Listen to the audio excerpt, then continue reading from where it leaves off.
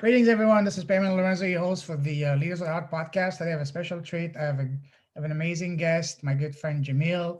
Jamil is a physician, is a coach, is many more things as well. We're going to talk about all of that today. Jamil, pleasure to have you today on the show, my friend. Thank you, Payman. Pleasure to be here and awesome to be with everyone who's listening. Same here. So let's start from the start. So for people that don't know you, who's Jamil? Tell us a little bit about you, your story, and who you are, and what makes you special. I'm Mhm. sorry, especially in a way that of who you are. We gotta talk about that. That's the next part of the question. But so tell us about you, who you are, and who's Yeah, Jamil. I like the way you kind of pause there because Because the second part of the question is tell us about something that's unique about you. Sorry, I jumped a little bit too far ahead because I'm too excited. But that's why I no, asked it's you. perfect. No, the part that popped into my head was you said what makes you special. In my head, I was like, well, it's the same thing that makes all of us special. But when it comes to a little bit about me,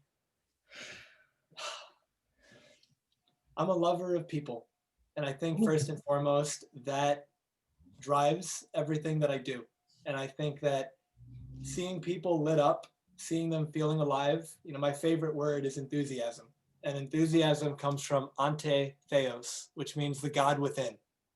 And I look at life as if each of us have this divine spark in us. And that is us. That's the true self. That's that authentic version of us.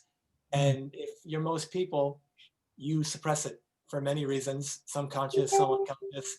And we don't live our life thinking that we can be our true self. And because we hold back, we're robbing the world of that light that we could shine, but we're also robbing ourselves of the experience of being fully and truly alive. And yeah, so when I say I love people, helping someone connect to that version of them and experience that kind of life, to me, that's what it's all about. So who I am a lover of people. I am this moment. And what I mean by that is, and this is who everybody is, in my opinion. Most of us, we define ourselves by our past. This is who absolutely. this is who I've been up until this point, and then I keep being that way. So then my future looks a lot like my past. But if I can say who I am is this moment, who I am is right now, who I am is exactly who I decide to be. I feel like there's so much freedom there, there's so much power there, and we all have access to that.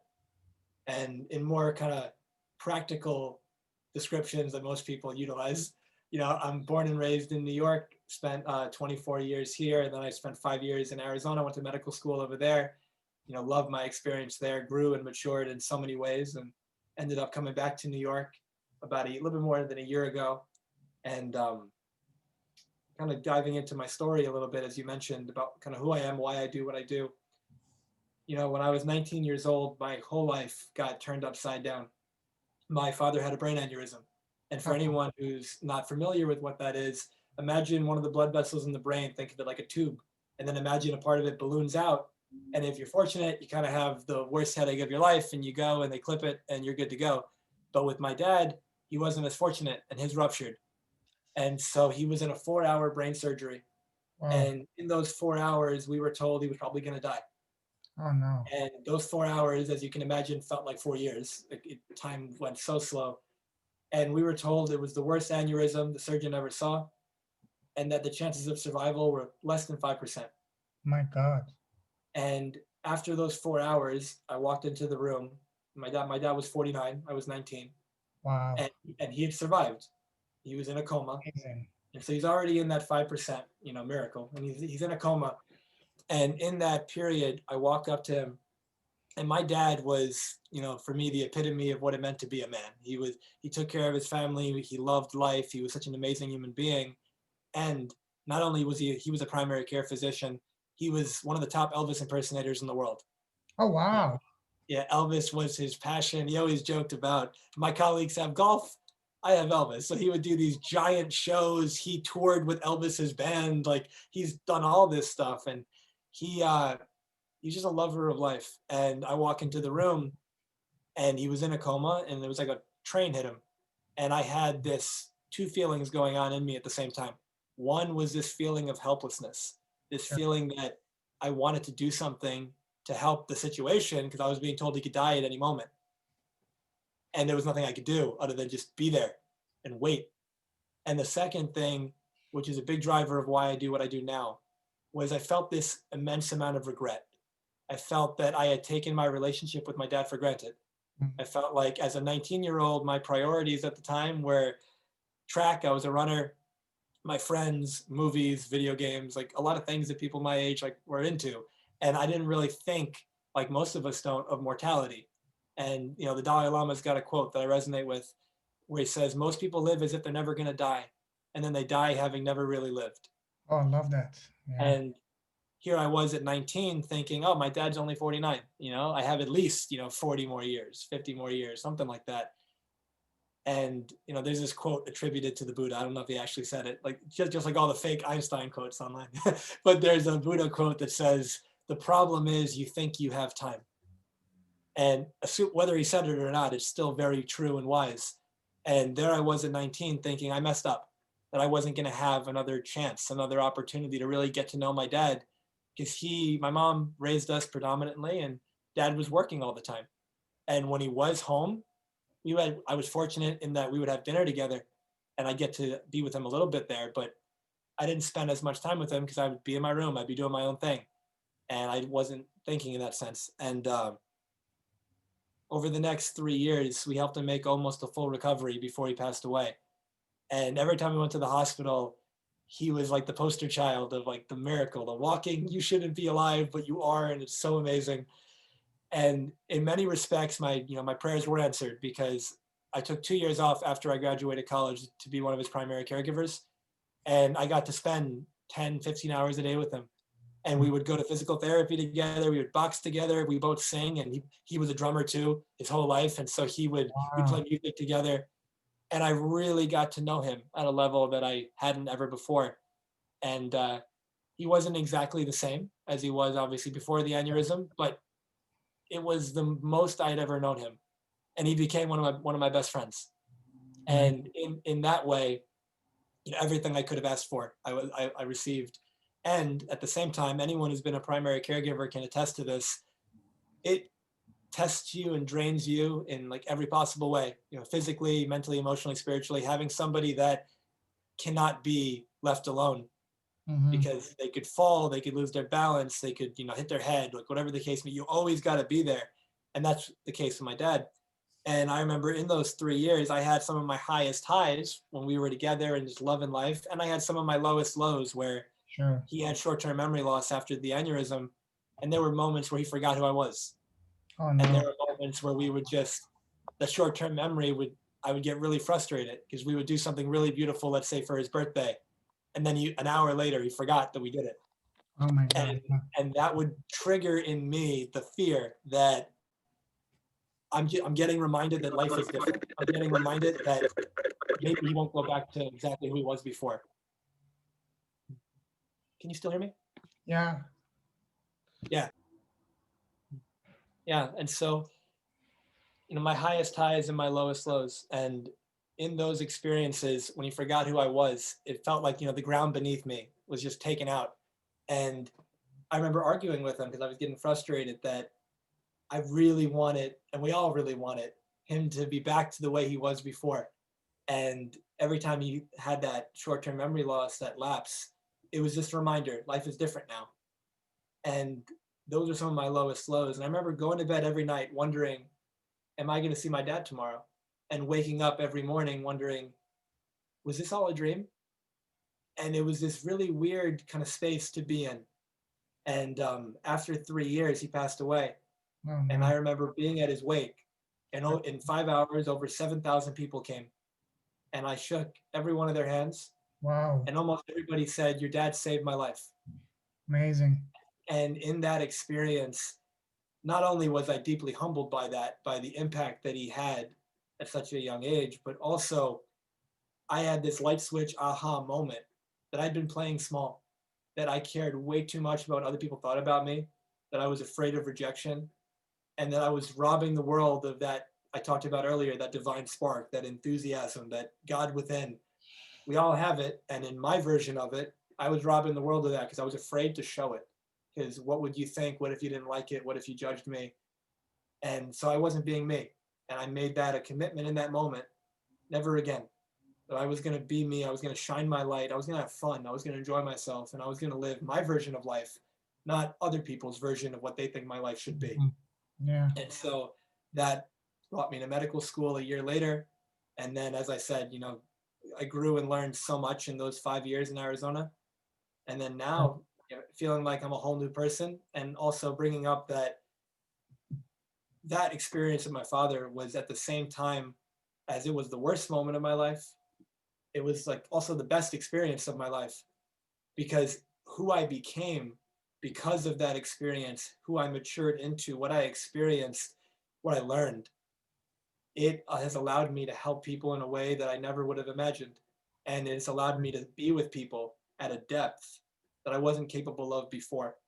And I think that when we can look back at some of the worst experiences of our life, but find the silver lining and find the lesson and find the blessing, there's a gift in it. And all of a sudden, the gift might not be for us, the gift might be for others. And when we find that blessing and that gift, Mm-hmm. it's like our worst moment becomes like our defining moment. Oh, And then, absolutely. yeah. And so that is a short version of my story. Beautiful. I love it. Just before I continue, it seems that my video is still frozen. Yes. Let me just, okay, pause this. Okay, wow, that's what an amazing, amazing story. Thank you for sharing that. Very touched by your story. Sorry for your loss. It's always very bad, very touching to hear that. I can see that this this was not only a wake up call for you, so that you can take time more seriously, but also to spend more time with your father, because especially at that age, at 19, so we have all life in front of us. We don't look at, as you said, mortality or anything else. So I can see that was not only a wake up call, but most important was a blessing in disguise, because that brought you and your father together, made you take conscious of what's really important. It's not what we think is important, which is spending time with friends and doing stuff that are absolutely meaningless in the grand scheme of things, but spending time with people that actually matter. So the 3 years that you spent here with your father, maybe it would not the way that you want it, but because of that, that brought you guys together in a ways that probably if he was, in a normal condition, probably you would not have been able to connect at such a deep level with them. Correct me if I'm wrong, but that's what I feel it. And also, I'm going through something like that myself. My father right now is also going some medical issues. About in October, he slipped on the stairs, and he broke two ribs. And thank God he didn't, break his hips or any damage to internal damage to organs.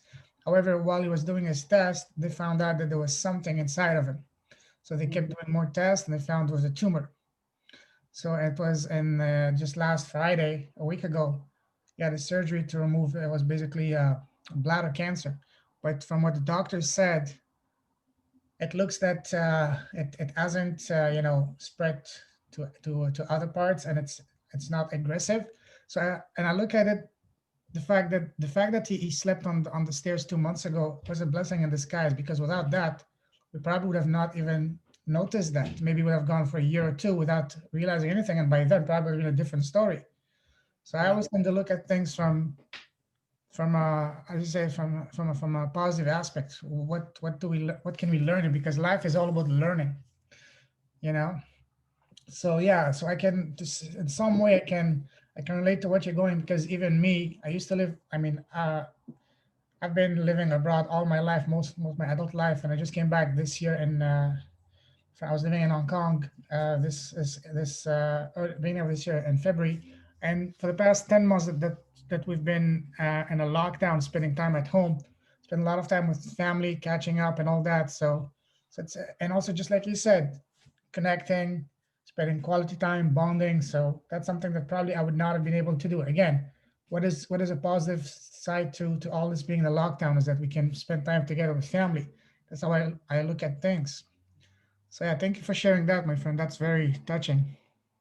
I also want to, first of all, thank you for those kind words, but also I want to send love and prayers to you and your father and your family, and Thank you. wishing you guys the best. And as you said, I do agree that we always have the power of our focus of where we choose to place it and how Mm, we choose to interpret things. And as you said, just like with your father, if he didn't fall down the stairs, probably wouldn't have discovered the tumor. and it may have gotten aggressive and things could have been worse. After my dad had his aneurysm, he's one of 8 children, and Wow. they all got tested for it, and Mm-hmm. 3 or 4 of them had it, Oh, and wow. they were able to then get it clipped. So then they didn't have the same fate that my dad had, and so Amazing. he saved their life in that sense. So it was like a wake up call for all of the family. Yeah, exactly. And even us, ever since we've been we live a very healthy lifestyle. We watch what we eat. We work out, all of us. But still, even now, on top of that, we made a commitment to go have a full checkup, body checkup, at least once a year. That's something that before we didn't do it, especially at our age. We're young. We don't say I'm almost invincible. It doesn't happen to me. You only start thinking about that once you reach your maybe 60s and above. When you're 30s and 40s, I just turned 40 like in October. You still think that, hey, I'm okay, I'm indestructible, I'm still young, I still have like what? We feel that, in my case, I feel that I just entered quarter two of my life, still have 3 quarters left. Yeah, But you don't know, I don't take it for granted.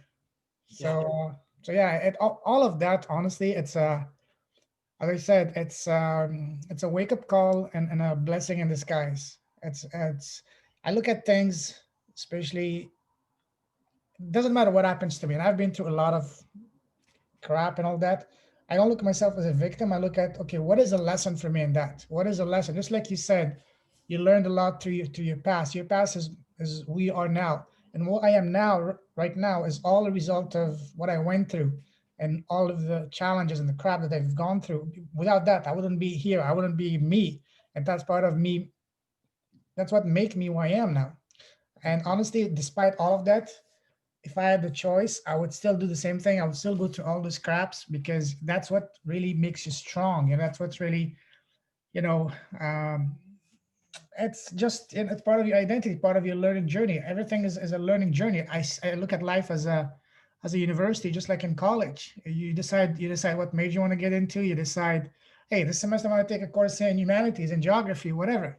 Maybe in certain times of your life, you're supposed to learn a lesson maybe on humbleness, or maybe on being more caring, on, just like you said, you cared for 3 years for your father. Same thing for me. Like, I'm here at home and live with my sister. She's working, she has a job, she works from home, but I'm the one that has the freedom to arrange my schedule the way I want, because I have my own business, so I can spend more time with my father. So sometimes my father needs help at 3 o'clock in the morning. Of course, my sister can't do it, but I can do it. Or at 5 o'clock in the morning when he's awake, I can go to his room and help him. So in a way, I look at that way. So these are lessons that we're all supposed to learn at specific stages of our life, specific semesters. If you wanna continue the comparison with college. So of course, that's exactly how I look at life, is a grand scheme, like a life size university. That's how I yeah. look at it. And something that you shared that triggered something in me. Oftentimes, people ask me, it's a question that I think a lot of us have been asked before. If you could go back and do things differently, what would you do different? And when I was younger, I used to have answers to that. I used to say, oh, I would do this differently. And I feel like where I'm at now in life, similar to what you just shared, I wouldn't do anything differently. And the reason is because exactly what you said, everything that I've experienced has brought me to this moment right now. And there's a metaphor I use, like there's that movie Back to the Future. Yes. And the main character, Marty, he goes back and he changes something and he pulls a photo out of his pocket with him and his family in the present, and he disappears from the photo because he shifted something that might have even seemed insignificant and small, that changed it so he's not even born anymore. In that same way, who I am today and how I've been able to help people and the life I've gotten to experience and all the good that's occurred in my life. Think of your life like a chain, Exactly. and every link of that chain is like chapters of your past. And if you try to like get rid of one of those links, you break the whole chain. Everything needed to happen exactly how it happened for you to be who you are right now. Yeah. Just And like in from that college, perspective, some people. changing it. Yeah, just like you said, some people college finish it in 3 years, some people finish in 4 years, some people take longer, some people shorter, but at the end they all get to the same destination. Same thing here. But let me ask you something that's interesting now.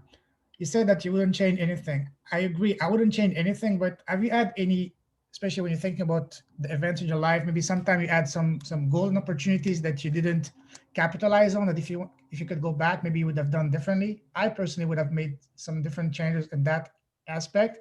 But again, I'm grateful for all the challenges I went through because they helped me in becoming who I am. But still, if I could go back 5, 10, 15 years, I would definitely maybe make some different choices, take some at times you find yourself at a fork going left or right, and they will drastically change the course of your life.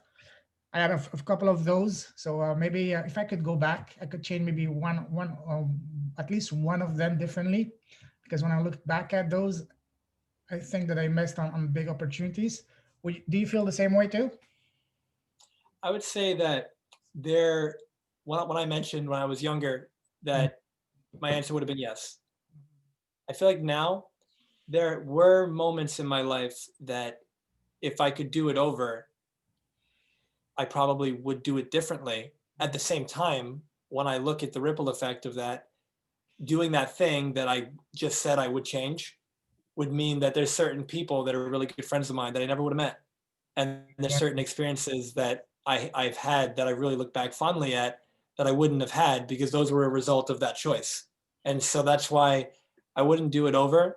I look at it more as what does life look like right now? And what would I like to create going forward? And what can I learn from my past to make the best decision now And that's versus reflecting on the past in a way that could potentially bring me down now. I think a lot of people, they look toward their past and they see it in like a guilty or shameful way. It's, I should have done it this way. Why didn't I do it like that? And then they feel bad about it right now versus use your past to help make the best decision going forward into your future rather than use your past to make yourself feel bad now.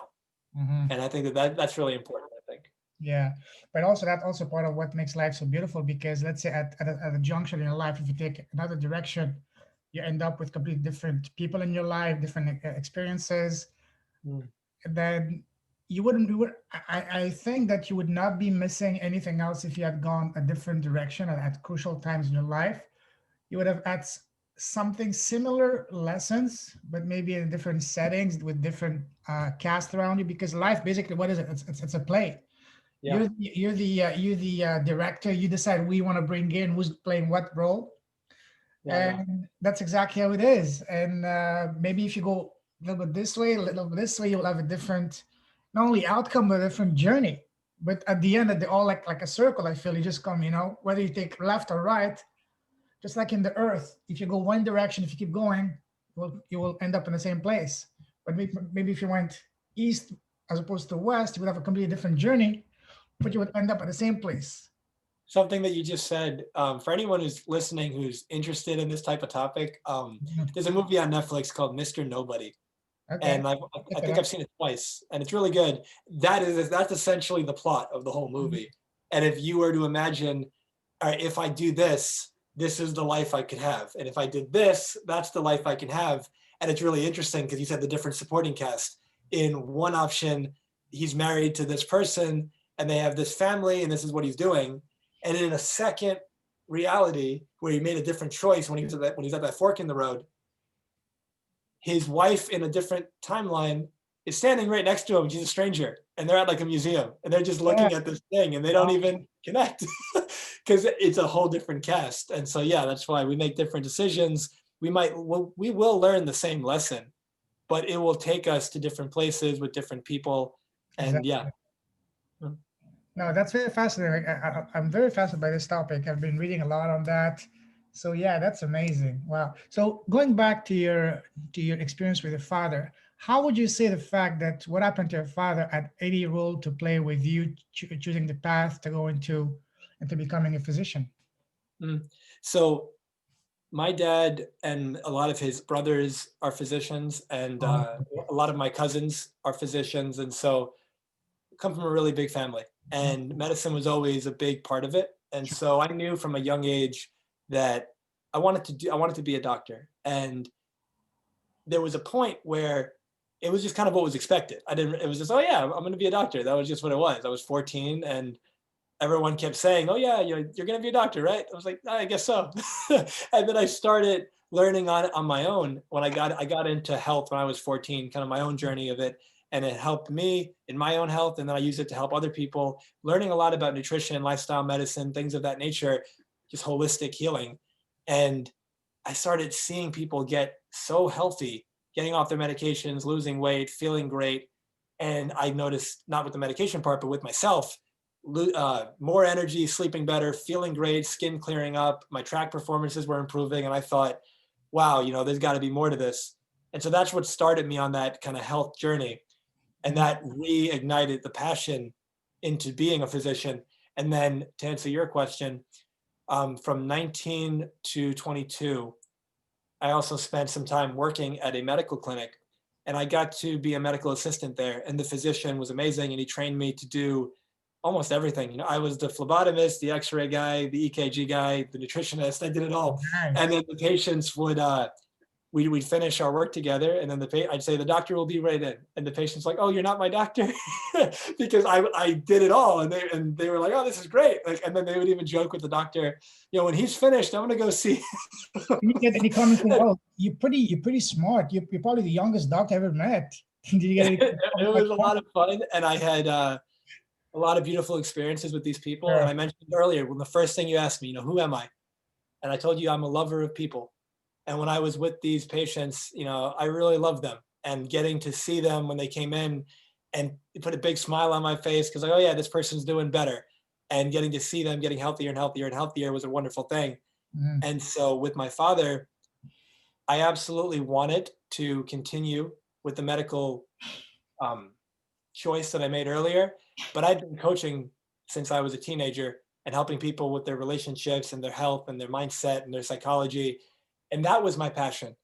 And my mindset was always, let me find a way to combine the two. Mhm. At the time, I looked at it and I said, take Tony Robbins and take Dr. Oz and smack them together. And that's me. And that's the vision I had for myself. And then while I was in med Wait, school, Sorry to interrupt you. Are you using that as one of your slogans? Take Dr. Tony Robbins and this guy, and that's me.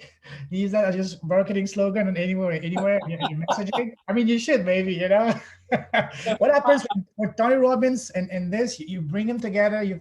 And what do you get? You get me. yeah. And so, when I was in that clinic, I realized that I love people, and practicing medicine in the way that a lot of my future colleagues were going to wasn't really where my heart was. My coaching was. And so when I was in my third year of med school, it really hit me that, all right, I'm going to find a way to incorporate this medicine, and I want to do my coaching full time, and I graduated, took my board exam, got my license, and I found a way to work with a lot of entrepreneurs and business owners and people who really want to make an impact and difference in the world. And when they show up, maybe they're not fulfilled, or maybe they're not happy, or maybe they want to make more money, or their relationship's falling apart, or they want to get into a relationship, or whatever the case may be. They've got the goal, the dream, the vision, but usually their health is not supporting them. It's not in alignment with that goal. They're not sleeping right. Their diet is pretty miserable. They're dehydrated. They're not moving their body. They're toxic on the inside, and they need support in cleaning that up so they can have the energy, so their brain can think clearly, and they can live the life that they want to live. Because I look at it as a triangle. You've got your health, you've got your relationships, and you've got your success, which could be your career, your business, your money, however you define it. And think of it like a three-legged stool. If you only have two of the three, your quality of life will suffer in some way. And so when I say Tony Robbins meets Dr. Oz, for me, it's a way of looking at every person holistically and saying, all right, you've got your mission, your purpose, your passion, and we're going to help you with that. You've got your relationship and you've got your health. And if I can help you get all three of those, you create what I call an extraordinary life without regret. Without regret is that part having to do with my father when I was in the hospital on that day, and I recognized the immense regret in me for taking him for granted. And I also, over those 3 years and to this day, met so many people, some of them that were older and some of them that were younger. And the older is being 80, 90, saying, I really wish I could go back and do things differently. And they were telling me about that they didn't live their life. They lived other people's expectations of their life. And they had so many regrets. And then I met people that were young, teenagers, 20, 30, 40, and they would be saying, I'm not happy, and I've been doing what I've been doing for X amount of years, so I might as well stick with it. And they're kind of trapping themselves in this, that quote I used by the Buddha earlier, the problem is you think you have time. And then the Dalai Lama's quote, most people live as if they're never going to die. If you're not happy, if you're not fulfilled, you should do something about that. Because if you don't, you're living like you're never going to die. I was living like my dad was going to be around forever. And then I get the rude awakening that he isn't going to be. In that same way, we're not going to be around forever either. And there's an impact. I know you're a very purpose and passion driven guy. And there's an impact that you have on this world already. And there's an even bigger impact that I'm sure you want to have. And there's a lot of people that are going to have their lives improved because of you. And everyone is listening, the same thing applies. So the question is, are you maximizing that impact? Or are you actively working against it, whether you're conscious or unconscious of it? Because every day you're pushing things off for tomorrow. And so helping people create a life on their terms that's extraordinary, without regret, where they can head hits the pillow at night and they can feel fulfilled that if I don't wake up tomorrow, I've got no regrets. Like, I lived my life and I did what I wanted to do. There might have been more that I would have liked in the future, but the opportunities that I had here and now, the people in my life that I loved, I told them that I loved them. The opportunities that I had, I took advantage of them. I lived a life based on what I want to do. Like, if you can say all these things, it doesn't matter how long you live. It's the quality of it. The quantity is irrelevant, because you can be 80 and you've been miserable for the last 60 years. Or you can be 30 and you've had two, let's say, decades after being like 10, 2 decades of just solid passion and mission-driven life. Absolutely, totally agree with that. You mentioned something very beautiful and powerful. I want you, if you can, to expand on that. You said two things. First of all, you said that some people they don't maximize on the impact. So because I've met people, sometimes myself included, you know exactly what you need to do, exactly, you know it, and you even, for example, even they or whatever, they're the first person to be the cheerleader for others. When it comes to doing it in themselves, they have this little block in their mind. They don't know where that comes from. So how would they be able to first identify what is that block that's stopping them and where is that coming from and how to overcome that? I guess the most important part would be to identify where is that block coming from. Once you have identified that, then they can overcome that. Do you have any what are your thoughts on that and any tips on that? Because you come from a medical background, maybe you can shed some light on to that, because I've struggled with this myself sometimes. Yeah. And so the way that I'm understanding your question, the background that I have in NLP and hypnotherapy and a technique called mental and emotional release So is you do what I use. hypnotherapy too? You do Yes. hypnotherapy? Yeah. Oh my God. Yeah. We'll talk about And it so, after. That's something I've been yeah. very fascinated reading a lot of books on that. We'll talk about it after, off the Yeah. record. And so, like, the background in the NLP, the hypnotherapy, and the mental emotional release, that is how I deal with what you just described. Because oftentimes, as you said, we know what we think we need to do, but we're not doing it. Or as you said, we're a cheerleader for everybody else, but we can't kind of light our own fire. We can't spark ourselves. And we might go, why? And that's always my question. Why? What's in the way? What's blocking this person from just flourishing? And in my experience, it's not one thing. It could be many different things.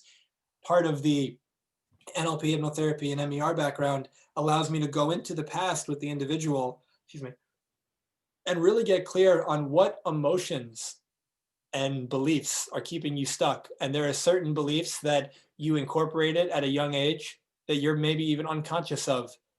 For example, somebody might feel deep down, they're not conscious of it usually, but they might feel that they don't deserve to be loved. They might feel that they're not enough. They might feel that they'll never amount to anything. They might feel that if I am successful, all the people in my life will leave me, because maybe they grew up in a house that somebody made money and they seemingly became a jerk, and then the rest of the family kind of distance themselves. So now you're 4 and you see that, and you just keep hearing your parents say, yeah, did you hear about Mary? Because she made that money, it changed who she was, and we don't talk to her anymore. So now there you are at 4, and you line that up going, well, I love my parents and I love my family and I don't want to be alone. I don't want them to distance themselves. So all of a sudden you're 40 and you're wondering why you keep sabotaging yourself every time you have a chance to become wealthy and you don't know why. And that, even though that might sound like a far out example, that's way more common than you would think.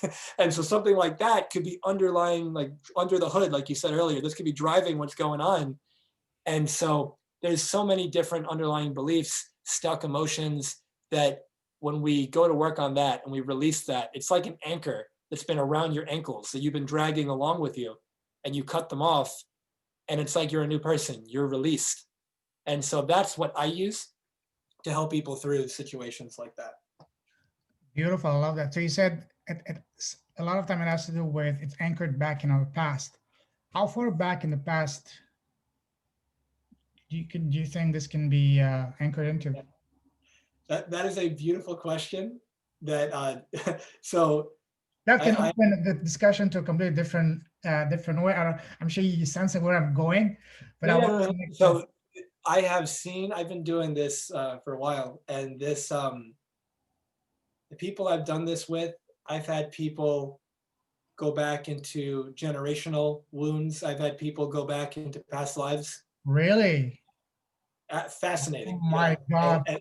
And I myself have experienced this, performed with me on myself, and it is really incredible when Have you you, heard of, I'm sure you you've heard of Dr. Brian Weiss. yep, many lives, many masters. Yep, yeah. Finished reading, Yeah. blown my mind away. And honestly, man, it opened my mind now. That's why now I'm seeing things completely differently. I'm just like what how they say, we're not, we're not physical beings having experience, Human. spiritual experience. It's opposite. We're eternal spiritual beings having a temporary physical experience. I heard that for a long time, but now it's only now that I really, really understand the essence of it, what it really means. Yeah. And And so once to answer your question, it's just think of it like this. For anyone who's listening, the beauty of this process is it doesn't require belief. Oh yeah. You don't have to believe in anything past life. The magic comes in when we're in the middle of the release work and I ask you a question about the root of this situation, and you tell me, even though you don't believe it, that the root is 6 lives ago.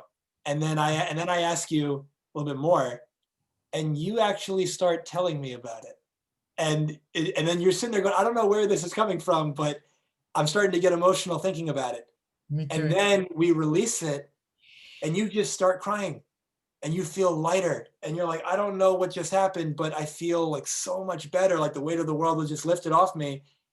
And maybe we were releasing chronic anger, and you're telling me it came from 4 lifetimes ago. It doesn't always do that. Sometimes it came from when you were a kid. It could be any time in this life. It could be during pregnancy, like in the womb, and it could be before. And it's amazing that I myself was skeptical about that before it was done with me. And I just remember that one moment. I'm sitting there, I'm in a trance because hypnotherapy is part of it. Mhm. My eyes are closed, and they asked me the question, and my subconscious answered. It was just like before, and I was like, before? Like, what do you mean before? Whoa. Before my birth. And then it's like, how many lifetimes? And it just came. I'm like 37. What And then have you had? That is the most fascinating topic ever to me. So how many lifetimes have you been able to see yourself going through so far? Have you been yeah. able to get that information? Well, the time I had it done on myself, it was fascinating that 37 was the number that came up, and Oh, I didn't have a visual memory of it, but I had a feeling of it. And there was, sometimes I've done this process of people who say they're not visual. Not a problem. They don't need to be. Some people are though, and I am. And I didn't feel it visually, but I experienced it like in my body. And I started feeling these emotions coming up in me. There was like heaviness and all these different things. And as the practitioner was taking me through it, it was phenomenal to see. And it's such a beautiful practice that I get to do with people. And so that is separate from my coaching, but I like to start my coaching with that usually if it's appropriate, because in a way, here's this person who's showing up. And like most of us, they've got traumas, they've got wounds, they've got things that have happened in their life that they have probably suppressed and they probably not really dealt with and they've not released. And so releasing that creates a really solid foundation. And from that solid foundation, let's say we do 6 months or a year of work together, we build off that. And if it's not a solid foundation, in the example you gave, here's this person, I want to make more money, I want to spark myself, I want to be motivated. And if I skip the release work and we just come up with strategies and all these kind of things, that's not addressing why you're holding yourself back, because there's underlying beliefs that need to be let go of first. And I think that's the part that so many people forget. They set the goal and they work at it, and they might even be successful with it for a certain period of time. But at some point, if they've got the limiting beliefs, if they've got the stuck emotional traumas, they sabotage at some point. They fall off at some point. They stop being consistent with it at some point. And I have found the most consistency when somebody goes through that process first. And, Payman, I can't tell you how amazing it is to see somebody in 1, 2, or 3 days, let's say, when this process occurs, living a completely different life. And then on our first session, let's say for 6 months or a year, just telling me, I feel like a completely different person. I feel like I'm not in prison anymore. I feel like I'm so light. The thing I was afraid to do, I'm doing it effortlessly right now. And there's so much joy and happiness. And my response is usually the same: welcome home. Welcome back to you, because this is the real you, not this BS story you've been living out for the last multiple decades, not this perception of this is just who I am. Like, You you are so much greater. mentioned something that you said some people told you that, hey, I cannot do that because I'm a visual.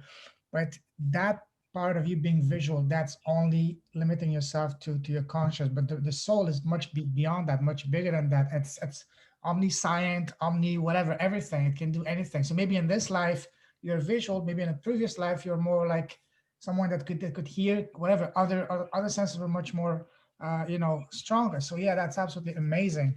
I was, because I've been this book changed my life. Another book as well.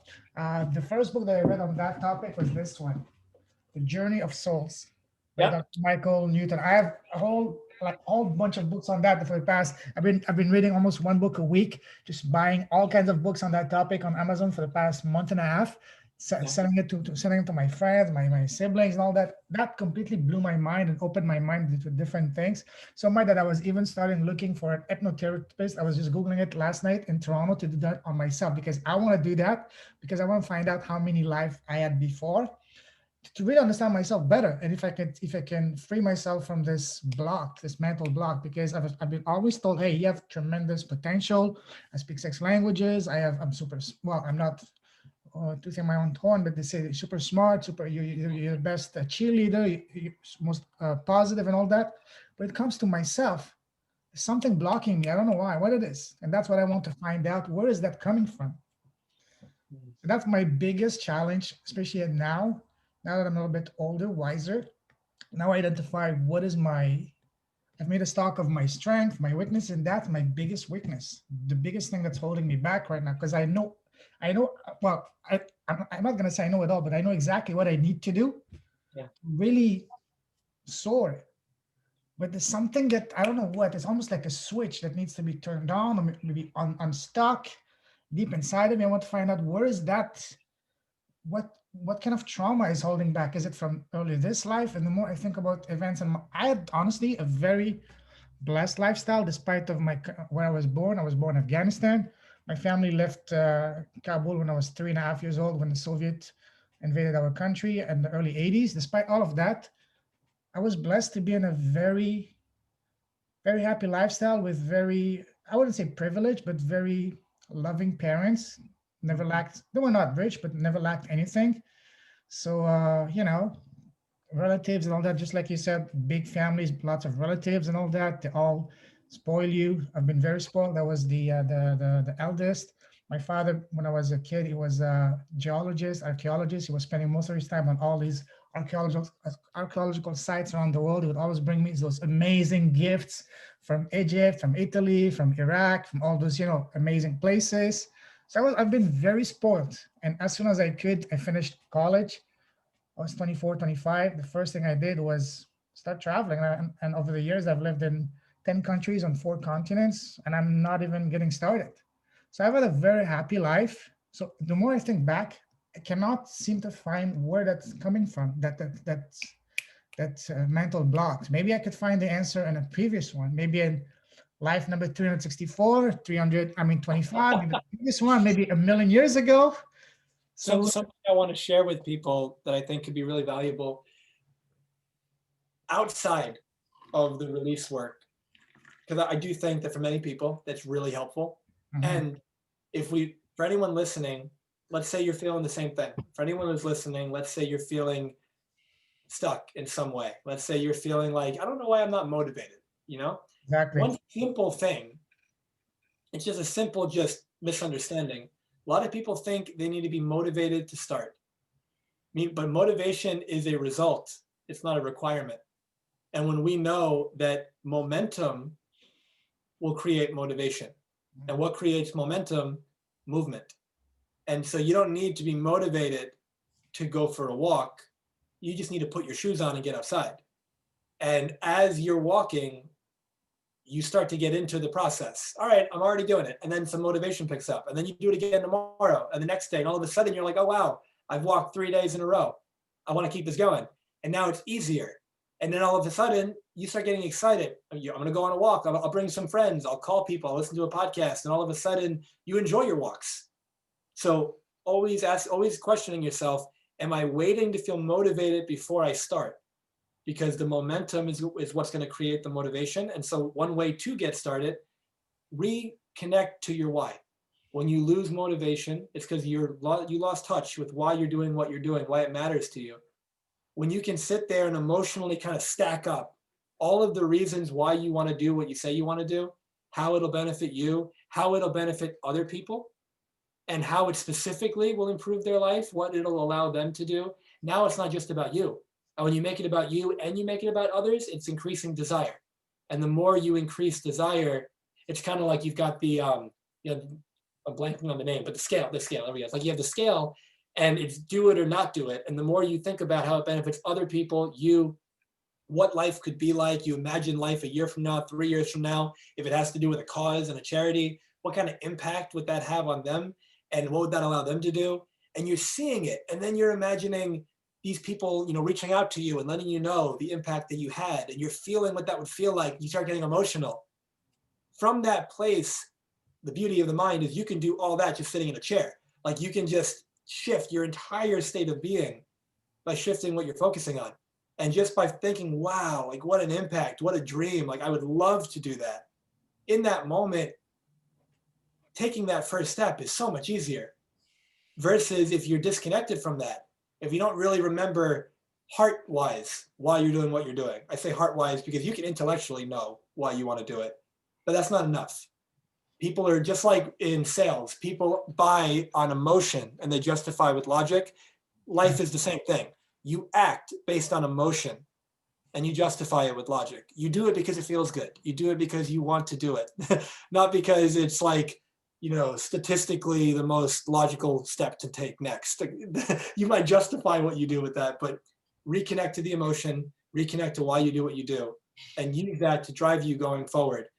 The person might still benefit from doing the release work, from releasing traumas from their past, from releasing traumas from their childhood, from going into a past life or whatever. I had someone this morning I did this work with who had something passed down from 3 generations ago, and we Wow. released it. And the thing being that sometimes that's useful and necessary, but starting from the basics, how am I representing the situation to myself, and how can I recreate that motivation in me? Wow, I'm speechless. Amazing. I could listen to you talk about that for forever. I would just absorb all the wisdom. That's amazing. Um, and again, I can't take this off of mind because that's something I'm extremely, fascinated about. Talk about past lives. So, is it something that you do in your professional work or past life Well, regression? it is only to the extent that I use it in Wow. the NLP, mental emotional release, and hypnotherapy. They're all it's 3 different things, but I use them all as one tool.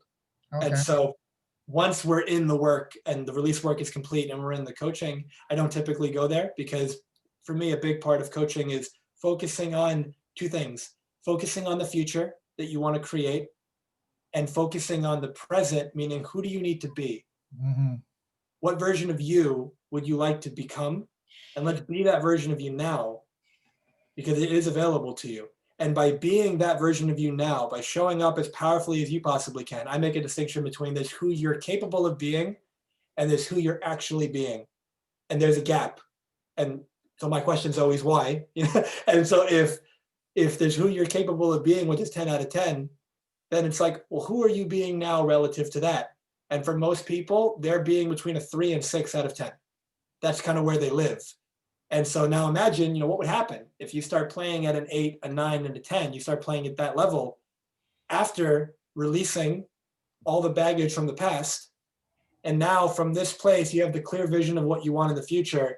And then you be that version of you now, and we move forward full steam ahead. So that's why in the coaching work, it's very little to do with the past, because we kind of knocked that out first. The coaching work is about the future and the present. Absolutely fascinating. Fascinating. So, how useful would you say past life regression would be to people? Would you recommend it to me, or would you say for me, maybe a session of NLP or whatever to release whatever would be much more beneficial than digging into the past? I would say it's not a one answer. It's not a one size fits all. Obviously people that get benefit from all of those therapies. Mhm. I've had people I've worked with MER, which is the mental emotional release, which is this process that they have their whole life changed, and it's wonderful. I've had people who don't do that and they go see a hypnotherapist, and he or she does something different but similar, and they get a great result too. Some people do past life regression and they get a great result. I don't think it's what you should do. I think it's you do what resonates most with you. You do what you believe in. Is You it do what calls to you. is it safe to do so, to do a past life regression? Or you, by going into your previous life, is there a risk of, instead of curing yourself, you might see other major traumatic event that would traumatize you even further? Does I that think happen? as long as the practitioner knows what she or he is doing, Mhm. then it'll be fine. And I think that's why you want to work with somebody who's done it before. You want to work with somebody who's trained and knows if and when, because I've had sessions where it goes very uneventfully. It's the fastest one I've ever done. The person got a great result. They feel awesome. And then I've had other ones that take 10 times as long. There's hardships that come up along the way. They still get the great result at the end, but there was a lot more nuances and details and care that I had to put into it, because there were certain traumas that needed more attention. And so I think it just depends on the quality of the practitioner. I think that ultimately it comes down to find what you believe in, find what really resonates with you. And this has to do with anything. Anyone who's listening, you might want to go see a doctor. There's different kinds of doctors. You might want to try a lifestyle change on, like a certain dietary approach. Which one do you pick? Well, there's 1,000 of them, right? So you might get clear, well, what's the one that I believe in? You want to do martial arts. There's all these different kinds. Which one you want to do?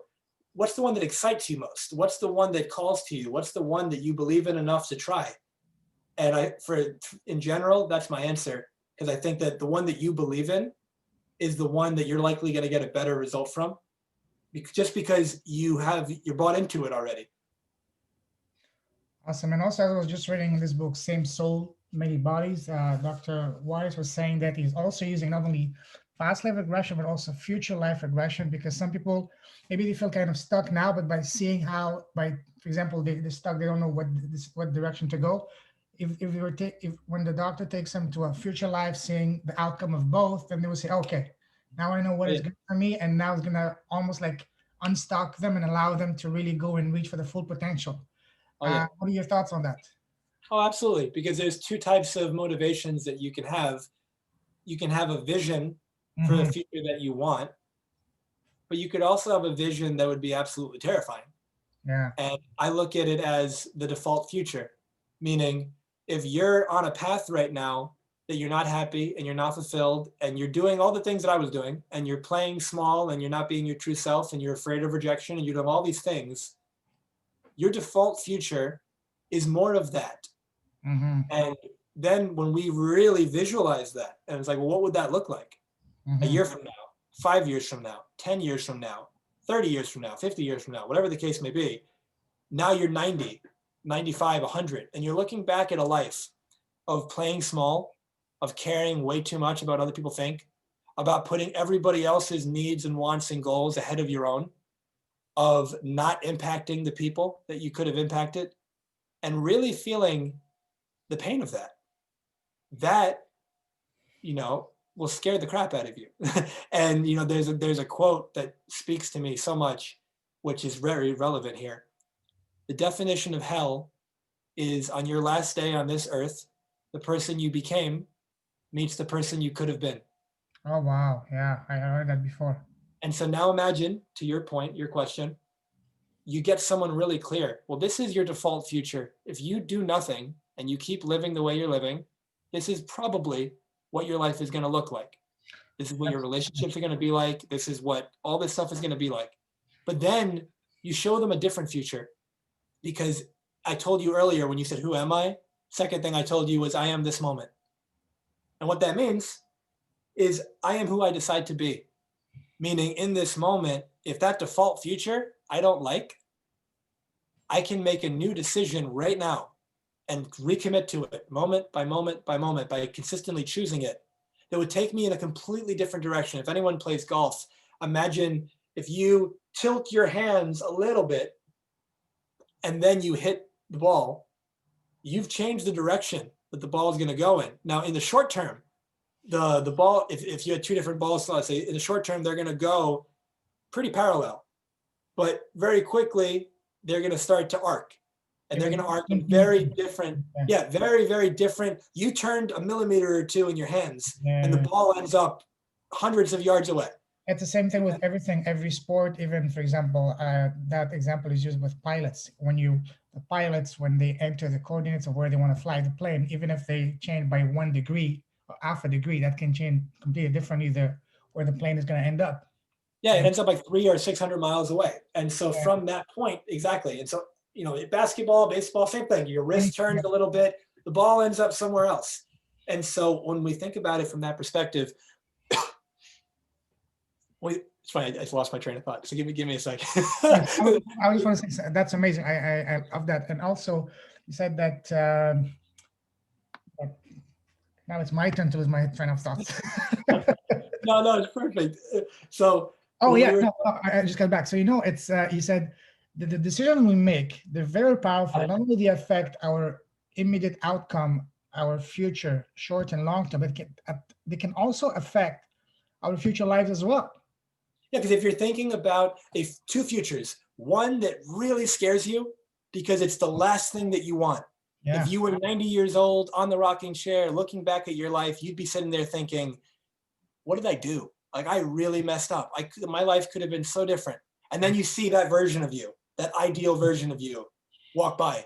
or even you And see it further down, maybe you see like in one or two different lives, you see a completely different, miserable, tragic, all of that because of the yeah, decision you made here, as opposed not believing yourself or making a wrong direct decision, as opposed to you believing yourself, going for it, not limiting yourself, and then maybe in not only in this life but in future life, you would be your descendant and yourself would be descendant. That's basically you would be in a completely different place. That's for yeah, sure. yeah, because if you focus on two focuses, there's the future focus of what you don't want, and Mm-hmm. then the future focus of what you want. The Mm-hmm. life that is so exciting, so compelling, so rich and full of love and light that you're just getting pulled toward it. It's effortless. There's no motivation required. You want it. You're inspired by it. People don't need to be inspired to do the things they really want to do. People only need motivation to do the things that they don't really want to do. When you're inspired, you just do it. And so now you imagine, here's this life that you want so much that's pulling you. And then you've got this life that's potential also that you don't want at all, that you're running away from. And now you're motivated by pleasure and you're motivated by pain. And when you've got both of those motivations going forward, that's what I believe this book that you're referring to, this guy is talking about. You've got this future motivation that you can use to say, if I make this decision, this is likely what would happen. And if I make this decision, that'll likely happen. And then you future pace both of them. and you I see what actually, life am I comfortable with. actually in this book, he uses example of a girl. She's 19. Her dream all her life was to go to become a doctor. That was since she was a kid. But then for some reason she's not able to pass math and chemistry classes, and she's taken that class many times, but she cannot pass it, and she's almost at the verge of breaking down and dropping out of med school because she cannot even get past that. But then she does and then she sees herself in a future as an amazing, very, very impactful doctor. And I said, I now that she saw herself, she well, now I need to, I will do whatever it takes to get it going. She was almost freed from a mental block that made her struggle so much with chemistry and math. Once she blew past that, then it was almost like a formality for her to become not only a doctor but an amazing, impactful doctor, not only in this life but and her repercussion was in many future lifetimes as well. Yeah. Wow, that's amazing. That's something that. How did you get into that? Into was it part of your professional formation? That's something that you got interested in, or was something that maybe a client of yours indirectly got you involved in that way? Or so, what's the story behind you getting involved into? Yeah. And so there's two parts to it. I think unofficially, you ever see the movie Inception? No. So for anyone who's ever seen it, you'll know what I'm talking about. But this idea that you can plant a seed in somebody's mind, and it's kind of like they're in a dream state, and you can go into the dream and you can help them with certain things that will then take root into their life. And then when they consciously are awake, their life is different. They act differently. And so prior to knowing any of this stuff, I was doing that kind of just intuitively. I would have these wonderful conversations with clients, and we'd go into these 40-minute, hour-long guided visualizations, and I would put them into a trance, and then they would dive into this deep state, and I would create this world in their mind. And it was so fun. I was just doing it moment by moment. I didn't have it planned. It was just based on their story, based on what they want, based on what they've told me they're afraid of. I'm creating this world in their mind. And then I would have them fall asleep in that world. And now, in a sense, via like the Inception movie, they're in a dream within the dream. And then I Wow. would do it one more time. And in that third layer, I would help them resolve whatever the real trauma was. And then I would take them back out of it. And it was incredible. Medical conditions that they had, autoimmune conditions, things would just disappear. And it was such a powerful experience. And I had gotten into NLP when I was young, but it was all self-study, books, videos, things of that nature. And as I got older after med school, I got trained as first a regular practitioner of NLP, and then I got trained as a master practitioner a year later. And I went into these different therapies, got my hypnotherapy, got all those. And I just combined it with what I was already doing with this type of Inception-like guided visualization process. And just, it felt like a great addition to the toolbox. And yeah, just helping people let go of whatever they need to let go of so they can become who they need to be to make the difference in the world that they want to make. That's amazing. Wow. I mean, I'm blown away. I love the caliber of people that have been exposed to this podcast, and you're one of the brightest example of that. And we haven't even scratched the surface. I had a few questions, but we haven't even had the chance to even talk about that. That's amazing. Wow. So is this what you do now? Is this your main thing right now? Because we haven't even talked about your business. What do you do? Is this part of your business? What you do? Is it what you're involved in? Tell us about that. Yeah. So there's two primary things that I'm involved in currently. I've got my private coaching practice, which is life, business, and relationship coaching, focused predominantly on, as I said earlier, who you're being, how you're showing up in the world. Because again, when you think about anything in your life, I've got clients that want to grow their business. I've got clients that come for relationship help, but the root of it's always the same. The root of your health, your business, your relationships, your finances, anything else, you are the root. You're the cause. So if I help you be a better you, if I help you get out of your own way, if I help you clean up the mental trash that holds you back, you start just getting better results across the board. And so I look at it as life, business, and relationship coaching with a focus on who you're being. And that is the work that I do full time. I love that more than anything else. And I love working with what I consider leaders and high performers. Leaders being people who want to make a difference. They want to make an impact in the world beyond just themselves. That's And exactly it, high yeah. performers, meaning it's a person who, whatever they're doing, they want to do and be the best they can at it. And those type of people not only are really fun to work with, but they get the best results because they care, they show up, they do the work, and they're just looking for the unlock. They're looking like you think about professional athletes, someone like a LeBron James or a Tiger Woods or any of these people, they all have coaches.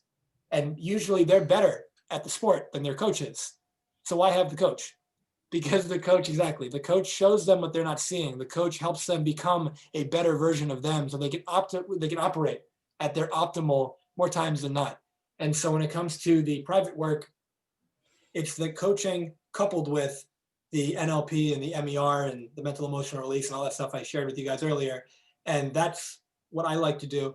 And then there's a men's community that I'm a part of with two of my colleagues. I know you've already interviewed David, and Alex is to come, and two amazing individuals. And the three of us put together a group called Real Results Academy. And it's a men's empowerment group. It's on Facebook. It's free. You can check it out. We'd love to have you as part of the team. And it's a place for men to come together, to connect with each other, and to really get clear, what is it that I'd love to create in my business, in my relationships, in my health, and giving me a safe space, a community that I can express myself and share authentically and vulnerably in a way that maybe I don't feel safe to in my day-to-day life. And so we've been at this for about, at the time of this recording, 3 months. And it's been so beautiful to see men in the group make comments, put videos out there saying, hey, I just posted this. I wouldn't normally do that. I feel really safe to do that here. Hey, I got so much from that video you shared. Thank you so much. That turned my whole day around. And so for me right now, these two projects are what I'm most passionate about. The men's group in Real Results Academy with Alex and David and with all the men in that group. And then my private coaching, helping my clients just really thrive. Okay, absolutely love that. Definitely want to reach out to you more because I would be interested in both of them to get more information. So tell us, what is the process and both of them, if someone wants to, for example, myself, if I wanted to get involved into that and get help from you, what's the process? Walk me through. How does it work? Is it like an ongoing? Is it like a Yeah. 4 weeks, 8 weeks, or is it, so what's the structure? Yeah. 40 years. No, I'm checking. No, Wow, so amazing. Let's get going. I like to be a lifetime coach, but Yeah, so the way that I love to work with people I can see a is, good businessman. I can see that. yeah, it always starts in the same way. If somebody's interested, something about this resonates with them, I have a 20 or 30-minute conversation with that person. And that conversation is first and foremost about getting to know each other, seeing Mhm. if we're a good fit, see if we jive together well, seeing what it is that this person would like support with, and seeing if I'm qualified to help them with that.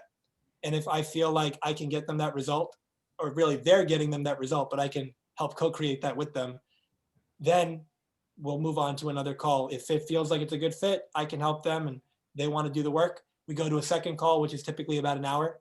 And on that call, it's a deeper dive into what is it that's in your life right now that's not working the way you want it to, and what would you like it to be. And then the key, well, why don't you have it now? What's holding you back? What's the story you tell yourself? What's blocking you? What's in the way? And you might know and you might not. And depending on what the person needs, I love to work with people for either 6 months to a year. I find that creates, the most beautiful transformation. Now, I've got some people that just decide they want to do the mental emotional release. And if they just want to do that, the timeline work, going into the past, releasing things, that can take anywhere from, I've done it in 2 days and I've done it in a month. It depends on the individual and how much stuff they've got to unpack. Um, But So, so it depends on, that's probably the shortest term I do, but I usually like to kind of bake them in together and start with that and then go into 6 months to a year to really get the transformation that person's looking for. That's the private side of it. And if someone's interested in joining our men's group, as I mentioned earlier, all they'd have to do is go on Facebook, type in Real Results Academy, will pop right up, and you can just request to join and we'll let you in and you can be a part of the community and contribute however you can. And we'd love to see you there. that's amazing. Wow. I mean, I could do at least 2 or 3 episodes just with you. There's so much to cover. Right now I'm trying to think what would be the next question. I mean, I'm trying to be selective because I know you have a time, and you have another commitment after that. You had a long day today, so I get that. So let's make, okay. I'm gonna ask you something quite a lot lighter than that. And so you said that you grew up in a family where doctors and medicine were quite all around you, so that probably influenced you in your choice of life. But what was the Jamil when you were a boy, a kid, I mean, what did you have any passion? What did you want to become? Because we always ask, what do you want to be when you grow up? Outside of medicine, was there anything else that you were extremely passionate? For example, me, I was extremely passionate about. At first, I wanted to be an astronaut. Then I wanted to be a Mhm. pilot. Then I wanted to be a professional football player. Mhm. Some ways I get involved in some of these fields, but indirectly later on. But that was what I was really passionate about when you asked me, depending at what stage in my life you asked me. So what about you? What was your passion when you were a boy? Like I'm talking like maybe under 12 before I hear the, you. Yeah. so tell us about that. Yeah. If you met me when I was 12 and you said, "What are you going to be when you grow up?" I Yeah. was going to be the left fielder for the New York Yankees.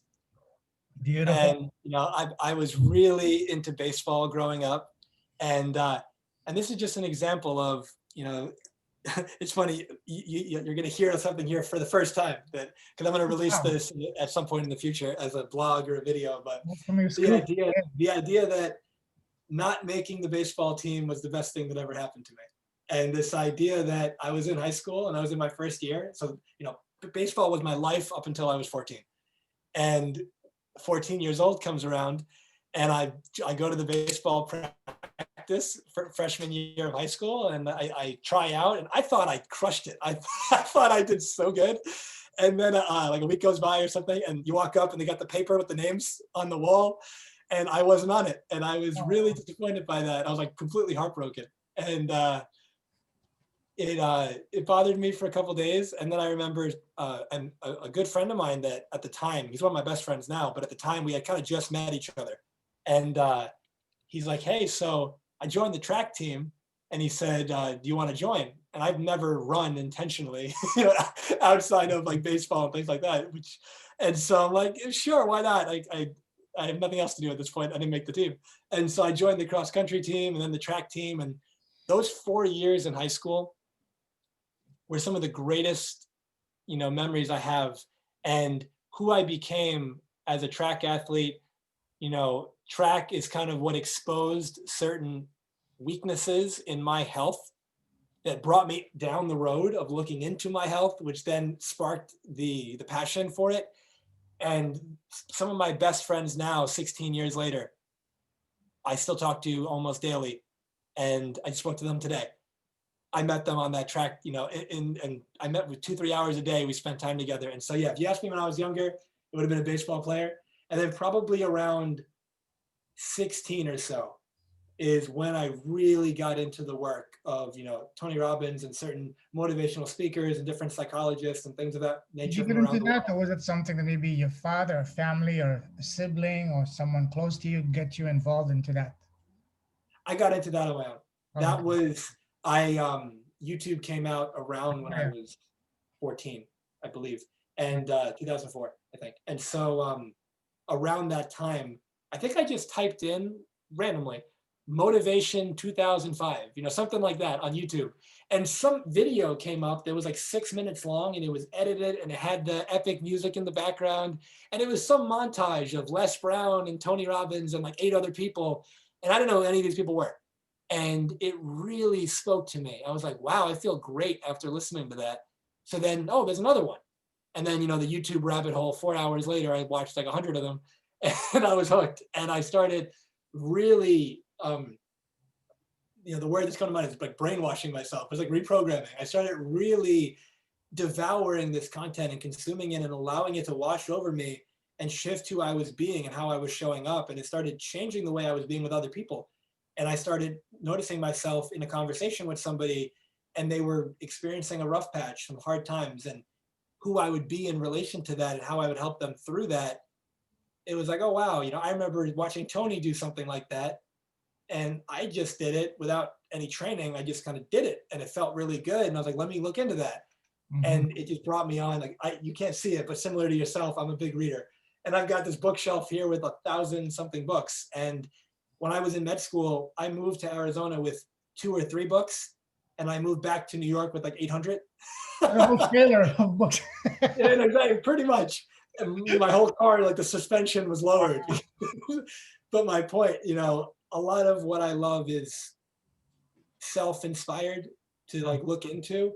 But I absolutely have had so many mentors along the way, some physicians, some, coaches, things of that nature, that they have been kind of guideposts for me.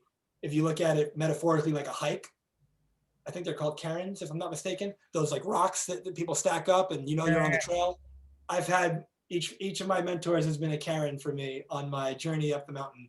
And I've had the blessing and the fortune of having so many quality mentors, some that I've met personally and some that I haven't. They've mentored me through their books, through their programs that I have purchased and gone through a million times.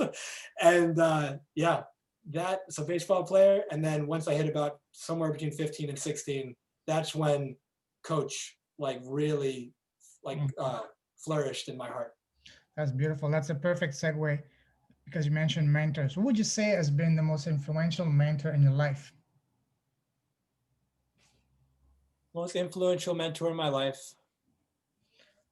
So I think I've had different influential mentors at different times of my life. And I would say that if I only could pick one, I'd say my mom. I'd say that Sure. during the 3 years with my father and seeing the way that she stood by him and the way she took care of him, and her and I were primarily her primary caregivers, and seeing the type of person that she was, and it was so powerful. And I'm so blessed to have her as a mom. And growing up, she's my biggest cheerleader, and she always encouraged me. I was younger and I had my doubts, and she's like, you can do it. And she spoke life into me, and I absolutely, wouldn't be who I am without her. Absolutely, I agree. Our moms are special. They're like a rock in our life. What would you say was the biggest single piece of advice you ever received so far? The I would best. say that Okay. I would say that my sorry, so this is interesting. I think that whenever we can only pick one piece of advice, it usually ends up being like really vague and generic, and yet it's still so true. Mhm. The most powerful piece of advice I think I ever internalized is be me. Being you. And so I would say be you, for anyone who's listening, Mhm. because being yourself is to me the definition of success. The definition of failure is not being you, because you're not here to be somebody else. And so when you're focused on being that best version of you, when you're chasing what inspires you, when it excites you, and you're living a life that you're so proud of, it doesn't get better than that. No amount of money can replace that. There are billionaires and multi-millionaires who are absolutely miserable, who commit suicide because they're so depressed. And then Mhm. there's people who have the money and they're really happy. And there's people who are very poor that are really depressed. And there's people who are really poor that are really happy. Why? Because it's got nothing to do with the money. Because it has to do with you. It has to do with, are you being authentic? Jim Carrey talks about this great idea that depression is your soul sick and tired of playing the character that you're forcing it to play. I love that. It's like, why are you living a lie? Stop doing that. Like, wake up and be you. And when you do that, it might be scary. Do it anyway. Courage doesn't mean you're fearless. Courage means you're afraid and you do it anyway because you're more afraid of what might happen if you don't do it. And when you live up from a place of courage, when you be you, life works. You might be afraid at times. You might wonder, how am I going to make this happen? It's pretty amazing when you commit to being yourself and you commit to chasing what excites you or what you're passionate about, and you just be smart about it. And you just keep showing up to opportunities. You keep preparing. You keep getting better and better and better. Life has a way of just showing up for you. The right opportunity comes at the right time, just when you needed it. The lesson comes at the right time, right when you needed to learn it. And then you look back at your life and you think, wow, I created that. You know, when people can get to the end of their life and they're whatever age they are, and they can look back and go, what a ride, as if it was like a roller coaster, what a ride. I chose to do that. I lived it my way, which is coming up. There's that Elvis Frank Sinatra song, it's like My Way. Elvis is the cover of it, but it's like my way. And it's like, I lived life my way. That's what each of us deep down wants. You don't want to be told what to do. You don't want to live a life and think, like, I didn't feel the purpose in it. I didn't feel the meaning in it. I didn't do it the way I would have liked to do it. And so many of us, unfortunately, we learn that way too late. Not, it's never too late if you're hearing the message, but too late in the sense that if you're on your deathbed and you recognize that, that's unfortunate, because it's great that you got it now, but your life could have been very different. And so my perspective is, why wait? If you're hearing this message, you've got time. You're hearing this message, you're alive now. And in closing, if I could share one more thing, oftentimes I tell people, create a meaningful life. And they'll say to me, how do I do that? And I say, you create a meaningful life by creating a meaningful day. And you create a meaningful day by making a meaningful decision in this moment. And a meaningful decision is a decision that gets you closer to where you say you want to be. And when you make that meaningful decision moment by moment by moment, you will live a meaningful day. And when you do that over and over and over again, you create a meaningful life. Wow. I love that.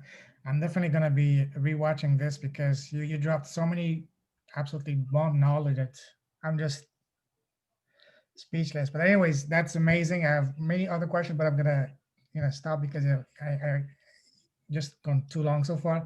So if people want to reach out to you, what's the best way they can connect with you? Yeah. So if they want to do it on social media, they could find me on Facebook just as Jamil Sayegh, or on Instagram, it's Dr. Jamil Sayegh. There's tons of free content on there.